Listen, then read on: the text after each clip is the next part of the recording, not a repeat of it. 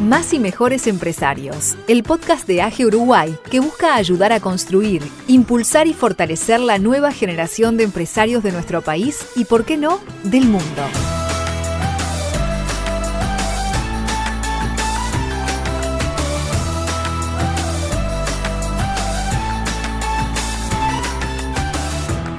Bienvenidos oyentes al quinto capítulo de Más y Mejores Empresarios. Les habla Matías Viera junto con Belén Hernández. Y en el día de hoy vamos a estar tratando un tema que casi todos ustedes al menos habrán escuchado una, dos o mil veces, que está tocando muy fuerte en todo lo que es la industria acá en el Uruguay, que es específicamente la Ley de Urgente Consideración. Más y Mejores Empresarios. La LUC es algo que tiene alrededor quizás de 400 artículos más, artículos menos, particularmente desde el foco para lo que somos los empresarios, los jóvenes empresarios, lo que es la comunidad esta de personas que llevan adelante sus empresas, que en algunos casos son micro, medianas o hasta incluso grandes empresas también que pertenecen a nuestra comunidad. Y principalmente vamos a ver lo que es todos los cambios que hay en la libertad financiera, en lo que refiere a lo que es la promoción de la micro y pequeña empresa, también lo que es la libertad del trabajo y el derecho de la dirección de la empresa. Y por eso, al principio, Belén nos va a comentar muchas de estas modificaciones, qué es lo más importante, y después estaremos entrevistando a Sergio Delgado, que trabaja dentro del sector de incubación de empresas y pertenece a una organización amiga como es Da Vinci. Así que, Belén, contanos un poco, ¿qué fue lo más importante? ¿Cuáles fueron las modificaciones a nivel de inclusión financiera más destacables? Bien, sí, primero vuelvo a recalcarle a la audiencia que en realidad la LUC es una ley amplísima de más de 400 artículos que cambia un montón de aspectos dentro de lo que es la regulación jurídica en Uruguay. Nosotros solamente nos vamos a centrar en hacer un punteo de lo que son los aspectos que pueden impactar directamente sobre las empresas, que es como la temática que a nosotros nos ocupa como podcast y como comunidad. Y en ese sentido, el primer aspecto que modifica refiere justamente, como decías Mati, a lo que es la libertad financiera. Y ahí tenemos 4 puntos. El pago de sueldos, ¿sí?, a los empleados, el pago de honorarios para aquellos empresarios que de repente sean profesionales, el pago a proveedores del Estado, es decir, las empresas que le prestan servicios al Estado. Y por último, algunos cambios en lo que refiere al uso de efectivo en negocios jurídicos y ciertas operaciones. Comenzando por lo que refiere al pago de sueldos, se establece el pago en efectivo de las remuneraciones y otras partidas en dinero que los trabajadores tengan derecho a percibir. En el articulado anterior, ustedes recordarán que a partir de la Ley de Inclusión Financiera, solo se permitía el pago mediante transferencia o instrumento de dinero electrónico. Bueno, la modalidad de pago cambió y ahora se va a admitir que también se utilice el efectivo en adición a las otras dos. ¿Y cómo se va a acordar esto? Bueno, al comienzo de la relación laboral, ¿sí?, cuando, por ejemplo, firmás el contrato de trabajo, esto tiene que pautarse entre la empresa y el trabajador y tendrá una vigencia por el término de un año. Si al vencimiento de ese año, de ese plazo, no se acuerda una nueva modalidad, el plazo, digamos, de vigencia de lo que hayan pactado se prorrogará por igual periodo. Y asimismo, la ley establece para los trabajadores que al momento de aprobarse la LUC ya estuvieran en una relación de dependencia, que los plazos y modalidades para el acuerdo de pago entre trabajador y empleador van a ser definidos posteriormente mediante reglamentación que se va a dictar a través del Poder Ejecutivo. Es decir, que hoy en día tenemos claridad en lo que refiere a los nuevos contratos laborales, cómo se va a pactar esto, pero no tenemos claridad total sobre qué va a pasar o cómo se va a reglamentar las personas y las empresas que ya estén en una relación de trabajo. Y otro de los aspectos que no es menor, que la ley omite, por lo menos en lo que es el articulado legal, veremos después cómo lo manejan en reglamentación, es qué pasa cuando empleado y empresa no se ponen de acuerdo en la modalidad de pago, ¿no? Es decir, por ejemplo, la empresa quiere pagar en efectivo y el empleado prefiere transferencia bancaria. Eso por el momento no se sabe cómo se va a dilucidar, ese ese conflicto. Pero bueno, esperamos poder ver qué sucede a medida que esto se vaya reglamentando. Recuerden que las leyes son un marco, pero después para su aplicación, para su operatividad, requieren también de un reglamento, justamente como lo dice el articulado. En lo que refiere al pago de honorarios, también la Ley de Inclusión Financiera establecía que los servicios prestados por profesionales fuera de la relación de dependencia debían ser abonados mediante medios de pago electrónicos o acreditación en cuenta de instituciones de intermediación financiera, es decir, igual que los trabajadores. Pero esto se cambia con la LUC y ahora se permite que los profesionales reciban el pago de honorarios en efectivo, pero siempre y cuando el monto no supere el 1.000.000 de unidades indexadas, que aproximadamente están hoy en día entre $107.000 y $110.000. En tercer lugar, lo que comentaba hoy anteriormente sobre el pago a proveedores del Estado, antes todos los pagos a proveedores debían realizarse a través de cuentas bancarias. Hoy eso se ajusta en este articulado y se establece que se podrá abonar en efectivo hasta un máximo de la compra directa común, que hoy en día asciende más o menos en el entorno de los $510.000 o $12.000. Es decir, que aquellas empresas que presten servicios al Estado también podrán recibir el pago en efectivo siempre y cuando no supere este tope que acabo de mencionar. Y por último, uno de los extremos que creo que fue de los más controvertidos de la ley, se eleva el uso de efectivo en negocios jurídicos y operaciones de 40.000 unidades indexadas a 1.000.000 de unidades indexadas que, como decía, equivalen a aproximadamente $107.000-$110.000. ¿Qué pasaba antes? Cualquier operación o negocio que realice que implique un pago de más de 40.000 unidades indexadas tenía que hacerse mediante, por ejemplo, transferencia bancaria y no se podía realizar el pago en efectivo. Típico caso, me compro un auto, me compro una casa. Bueno, eso se ajustó en parte también debido a la presión de ciertos colectivos como los contadores y escribanos, y ahora se permite el uso de efectivo elevando el tope en vez de 40.000 unidades indexadas, 1.000.000, que son $110.000. En lo que refiere a lo que es la libertad financiera, lo que más se regula en conclusión es el uso del efectivo. Se flexibiliza esa parte. Seguro. Y ahí también, como cada ley, cómo constantemente los empresarios tenemos que estar actualizándonos, informándonos, asesorándonos, justamente para estar en sintonía de la realidad, estar en sintonía de lo que son cambios que aplican a la industria, y vemos que esto cambia desde varias aristas, ya sea desde los colaboradores, desde los proveedores, también en posición frente al Estado.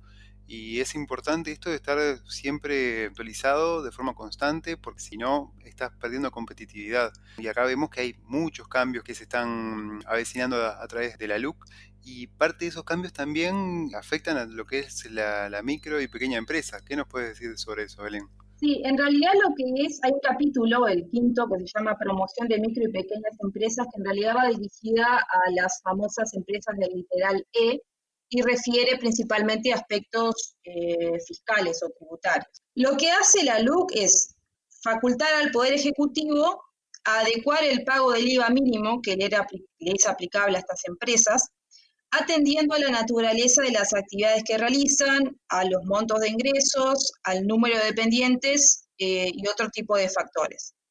Y entonces, en base a esa adecuación que se le faculta al Poder Ejecutivo, sería de esperar que no solo pueda haber ajustes o sea, que el aporte de ese IVA mínimo capaz que se reduzca dependiendo de las circunstancias, sino que los gastos contratados con este tipo de empresas puedan ser deducibles en su totalidad en la liquidación del IRAE por parte de las empresas contratantes, es decir, que la empresa que contrató a la literal E pueda deducir fiscalmente ese gasto que hasta ahora no se podía realizar y que les implicaba a las empresas chicas una desventaja en términos de precio, ¿no? Porque había costos que asumir y no estaban competitivamente en equilibrio con el resto. Y por otro lado, modifica el régimen existente en cuanto al pago gradual del IVA mínimo y de los aportes jubilatorios pasando a aplicarse el pago gradual en base a meses de actividad y no a ejercicios económicos. La regulación ya establecía para este tipo de empresas, las de Literal E, que cuando comienzan a tributar se les hace una rebaja, por ejemplo, del IVA. Entonces, ¿qué sucedía? Si antes abrías una empresa en octubre, ¿sí? En el mes de octubre,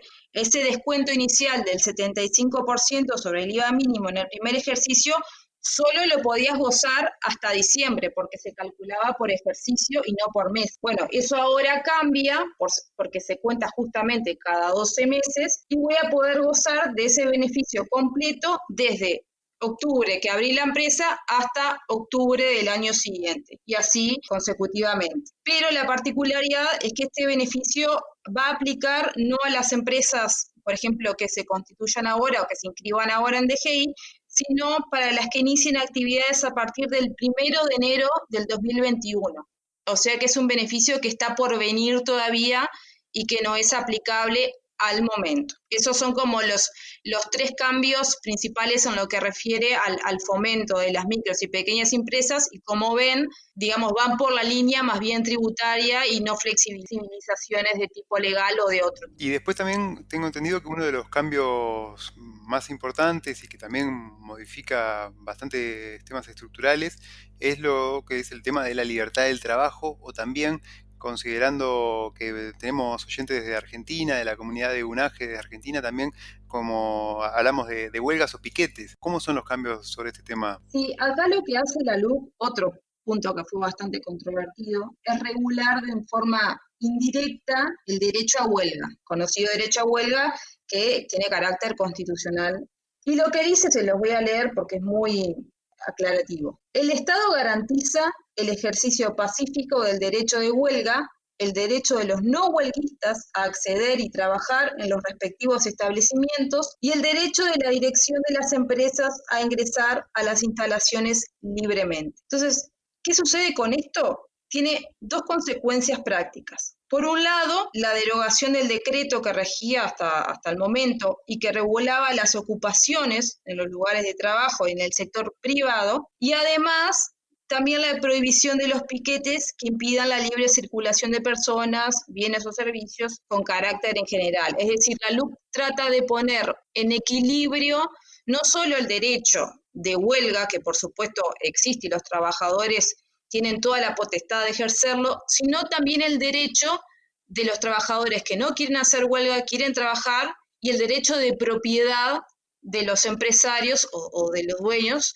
de poder ingresar al establecimiento. Básicamente es eso, trata de como poner en una balanza los 3 derechos que se juegan: el de la huelga, el de la libertad y el de la propiedad. Claro, y ahí ya con eso, simplemente en pequeños minutos y un primer análisis, ¿verdad? De todo esto, estamos tocando 7 puntos, 7 cambios que nos tenemos que acompasar, que tenemos que actualizarnos y que también tenemos que saber cómo es que va a afectar a todo lo que es el sector de los emprendimientos, y es por eso que buscamos a un experto. Buscamos a alguien que estuviera en todo lo que es el ambiente del emprendedurismo, también sepa lo que es esa evolución de emprendimiento a empresa o joven empresa, como muchos de los oyentes de los que estamos acá. Y por eso le damos la bienvenida a Sergio Delgado, que es director de la Fundación Da Vinci, una organización amiga de AGE también.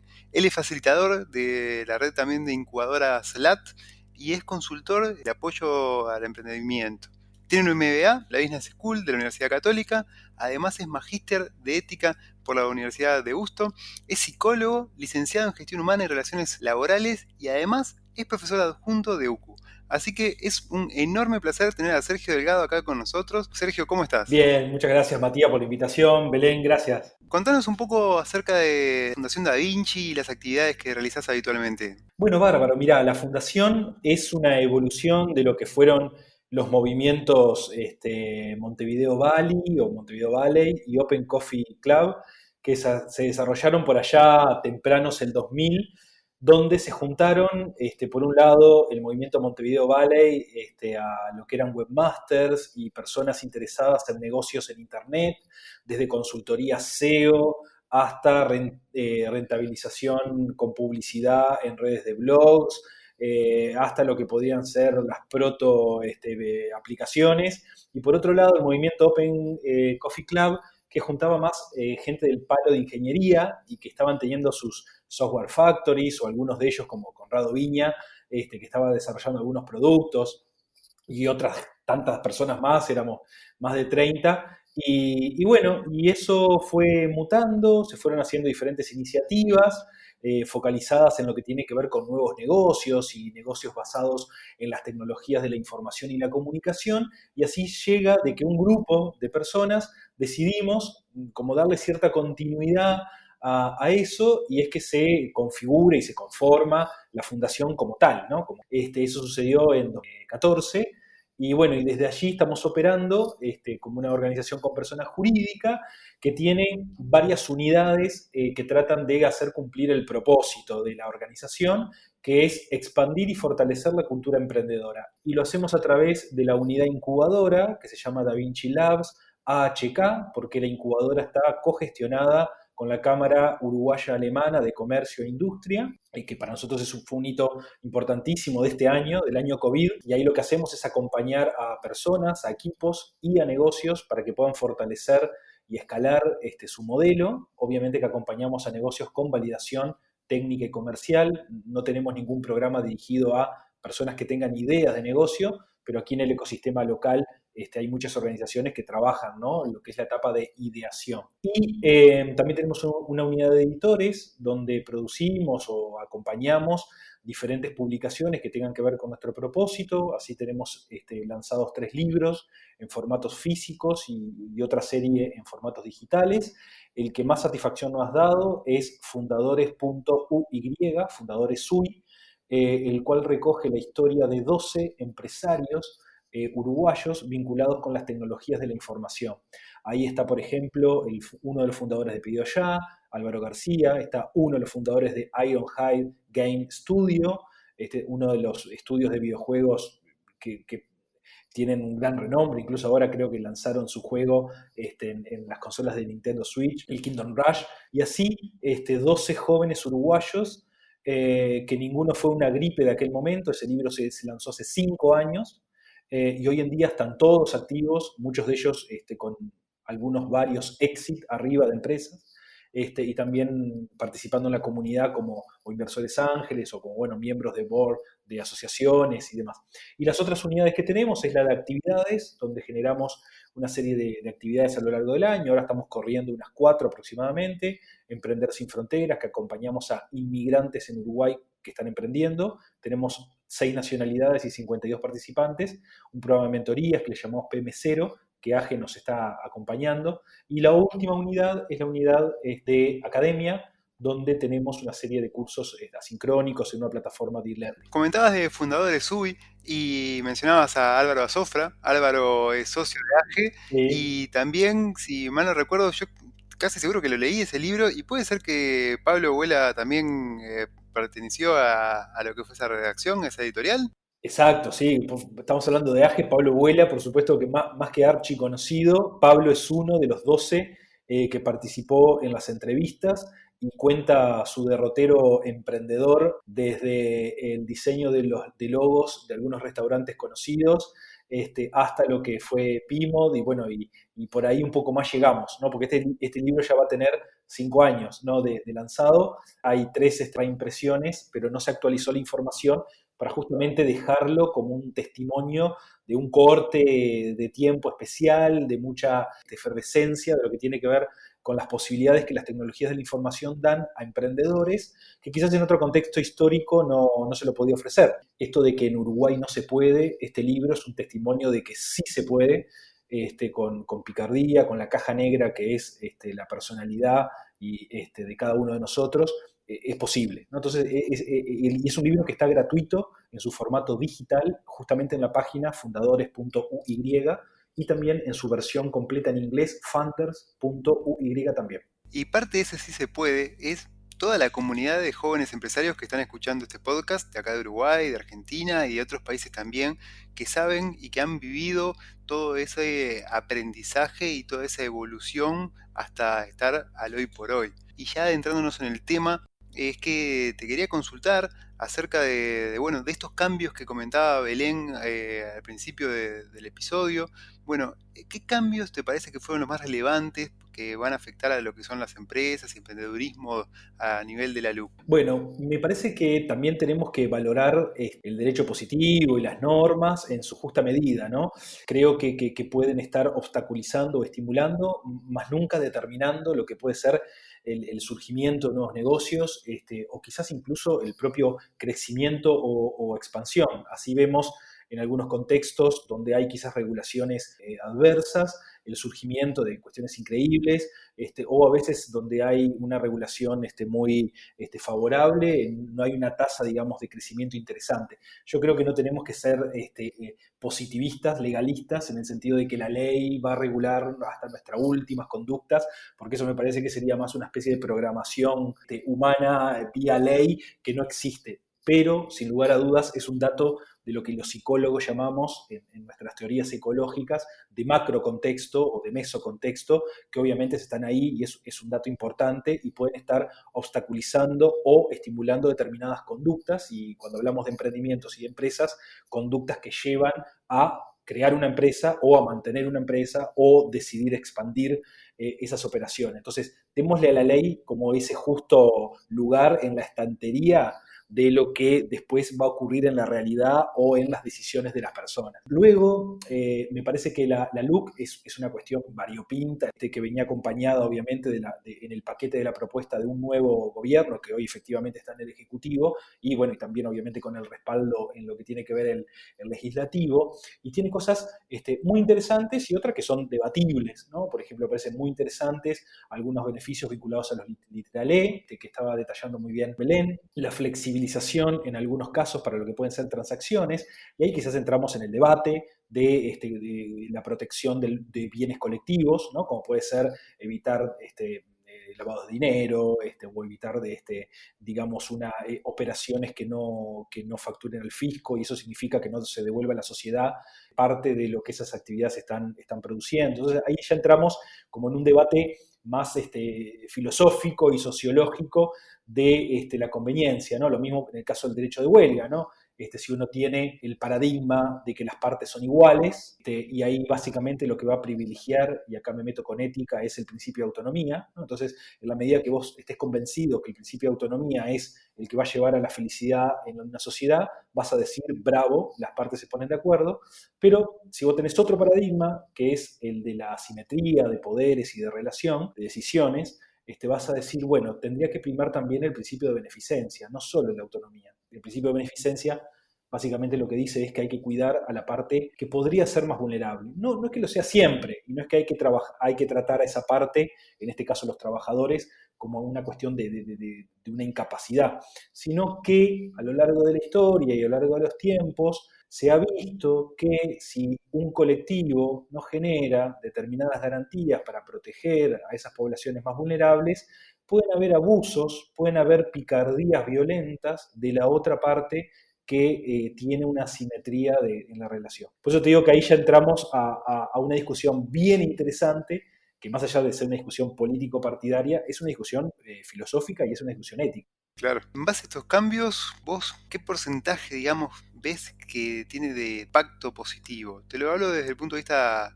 cuantitativo, pero podés presentarlo como tú quieras. Si tuvieras que decirme un porcentaje y después nos ponemos a intercambiar, ¿qué porcentaje dirías que sería el impacto real a la industria uruguaya todo este tipo de cambios? Bueno, mirá, sería un porcentaje complejo, ¿sabes por qué? Porque está barnizado con lo que es el contexto del COVID. Entonces, el COVID lo que ha hecho es que cualquier cuenta, cualquier porcentaje, cualquier algoritmo te lo rompió. Entonces, ¿cómo poder evaluar una ley que es sumamente joven, bebé, que está dando sus primeros pasos, si no me equivoco, 1 de julio de 2020, arriesgarse a decir cuánto puede motivar a nuevas estructuras o cuánto puede motivar, está dado, para bien o para mal, con lo que es el contexto del COVID, que es contexto planetario, ¿no? Y que estamos escuchando cada semana repercusiones de lo que es el decreto de ahorro local, ¿no? que mandata de forma homogénea a un 15% de restricción de lo que es el presupuesto, y luego, bueno, se va bajando en diferentes maneras.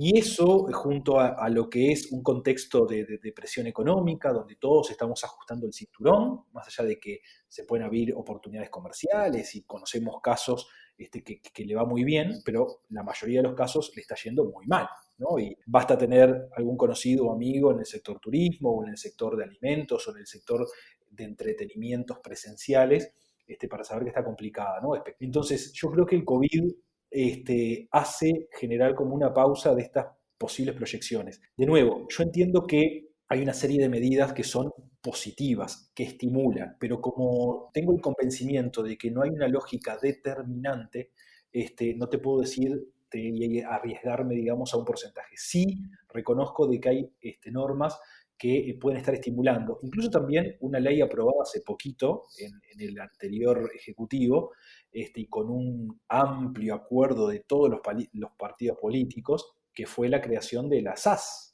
y que fue la creación también de una serie de estímulos a lo que tiene que ver con la cultura emprendedora y, bueno, y el apoyo empresarial, para que ciudadanos uruguayos participen y apoyando a emprendimientos y a empresas nacionales, ¿no? Entonces, yo creo que todo ese combo impacta en lo que puede ser el sostener ese espíritu, esas ganas de generar un nuevo emprendimiento, ¿no?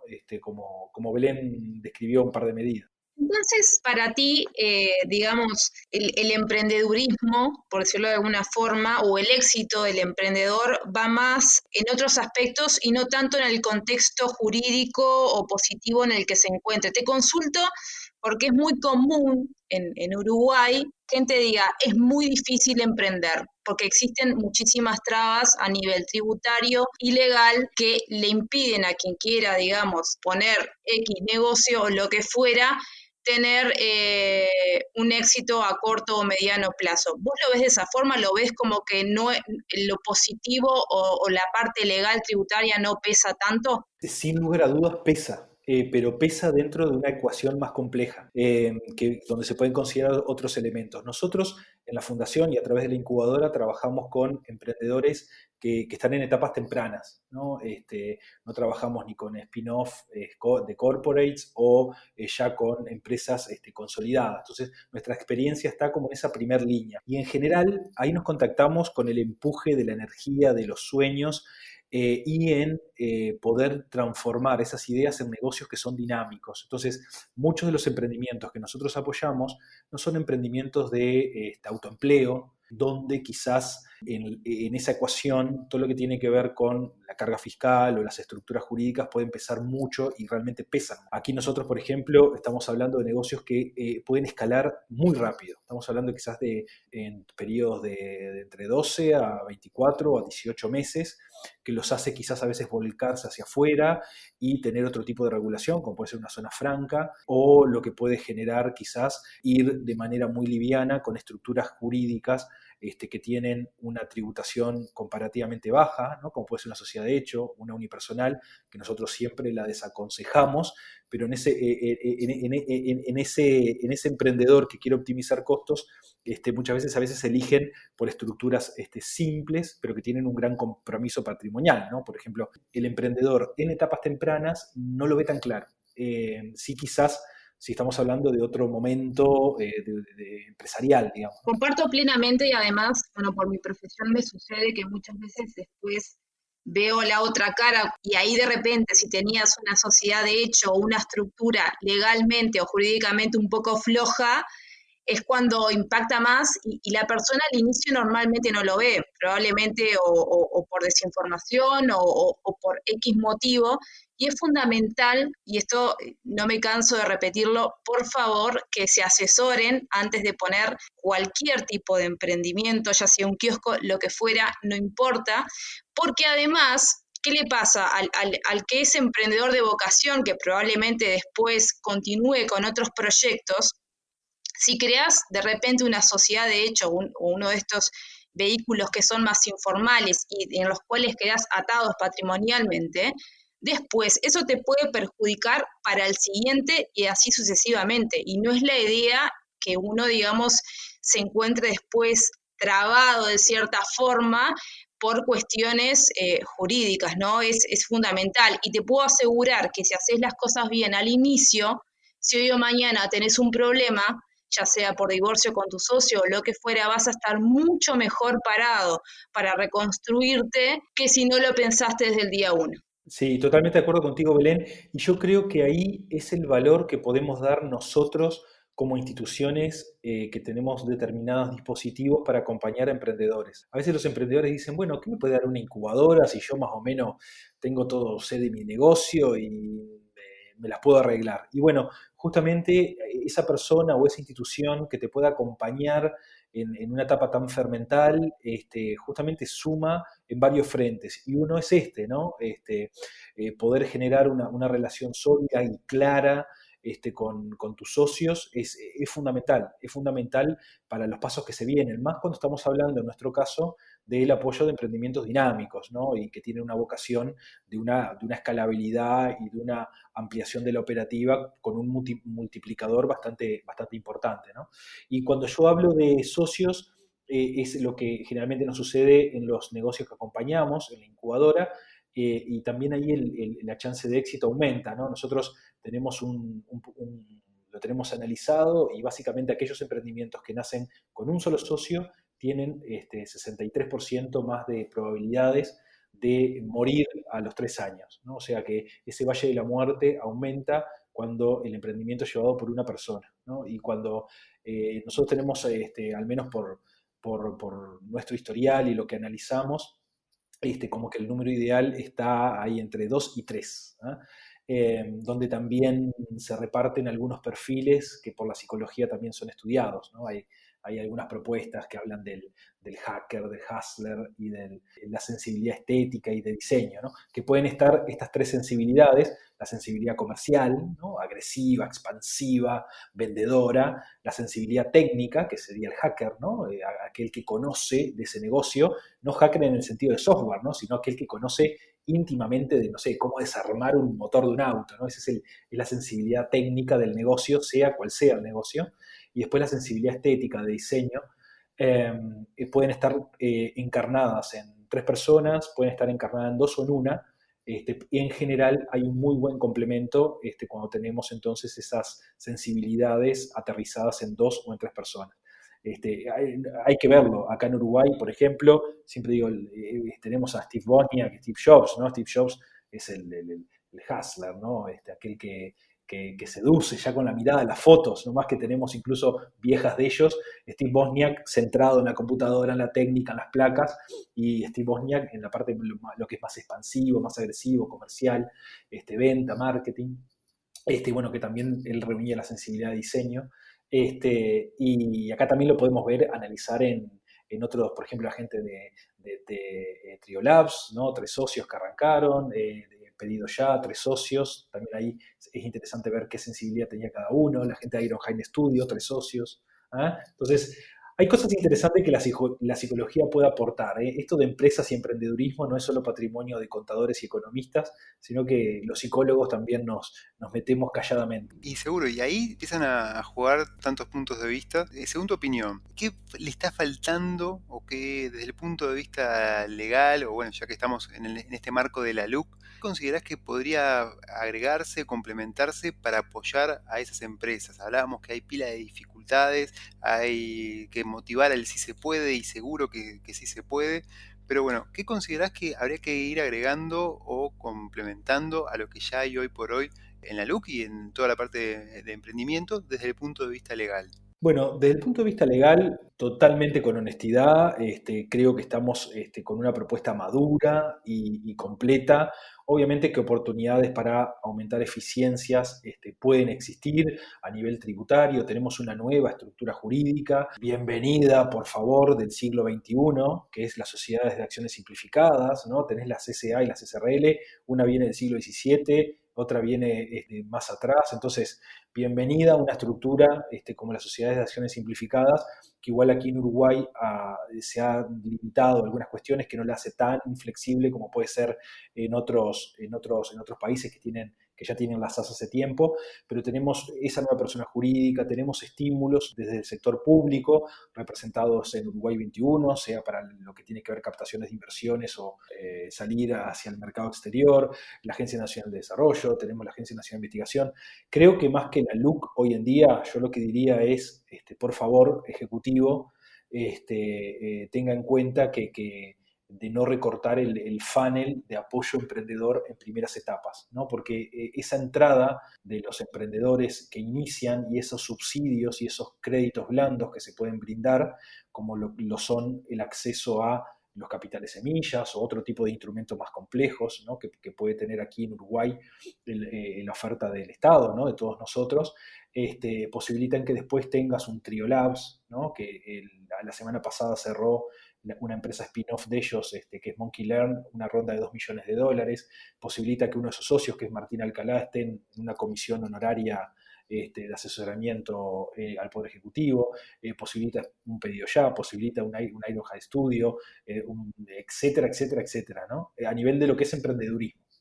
Entonces, yo más que pedir nuevas leyes, lo que pediría hoy, 2020, es que en este tiempo de ajuste fiscal, en este tiempo de todos apretarnos el cinturón, tengamos en cuenta qué inversiones tenemos que cuidar para la prosperidad futura. Obviamente estamos con problemas de caja, pero esos problemas de caja, veamos cuáles son inversiones para más adelante, ¿no? Y yo creo que apostar por el emprendedurismo dinámico, innovador, de calidad, es apostar por la prosperidad futura de una comunidad, y es un poco lo que entiendo yo que hoy en día tenemos como desafío, más que engordar el derecho positivo. Sí, Sergio, coincido contigo de que hay emprendimientos y emprendimientos de calidad, como bien decías, el caso de Triolabs es fantástico. Bueno, también ya mencionamos con Ironhide o mismo con toda la parte de Movit, con Conrado Viñas. Bueno, hay pila de emprendimientos que nacieron como emprendimientos, después evolucionaron, se formaron como empresas y después como grandes empresas, todas que salieron desde acá, ¿verdad? Desde Uruguay, con cabeza, con mucho corazón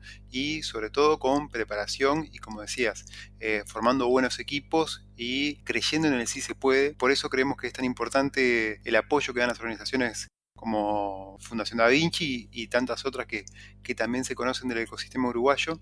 Así que bueno, muchas gracias por tu tiempo, Sergio, muchas gracias por tus conceptos, por tu amplitud de visión hacia, dónde podemos ir avanzando y lo que ya está, cómo poder aprovecharlo. Así que espero que te hayas sentido a gusto junto con nosotros, con nuestra comunidad de jóvenes empresarios. En esta ocasión es mediante el podcast, pero seguro habrán nuevas instancias. Bueno, muchas gracias a vos, Matías, a Belén y a toda la comunidad de AGE, que estamos haciendo carne nuestros acuerdos de colaboración a través de diferentes programas, y yo creo que estamos llamados a eso, a poder dar testimonio y a poder salir adelante en este contexto de muchas incertidumbres. Claro que sí. Así que, queridos oyentes, esperamos que el capítulo de hoy los haya ayudado a entender un poco más de todos los cambios que se avecinan, todos los cambios que están ocurriendo desde varios ángulos, desde el punto de vista legal y también desde el punto de vista de industria y desde el punto de vista de pandemia también, porque todo esto estamos viviendo todos juntos acá en Uruguay y en la región. Y bueno, si tenemos más conocimientos, si tenemos más apertura al diálogo y a los intercambios, podemos seguir creciendo todos juntos. Más y mejores empresarios, el podcast de AGE Uruguay. Así que bueno, parte de ese intercambio es invitarlos a que nos escriban a nuestro correo electrónico opinion@age.org.uy por si quieren intercambiar sobre este tema, otros planteos que quieran hacer y que quieran que podamos transmitirlo mediante nuestro podcast. Están más que invitados y siéntanse parte del mismo. Así que nos encontramos en un próximo capítulo de Más y Mejores Empresarios, el podcast de AGE que busca ayudar a construir, impulsar y fortalecer la nueva generación de empresarios de nuestro país y, por qué no, del mundo.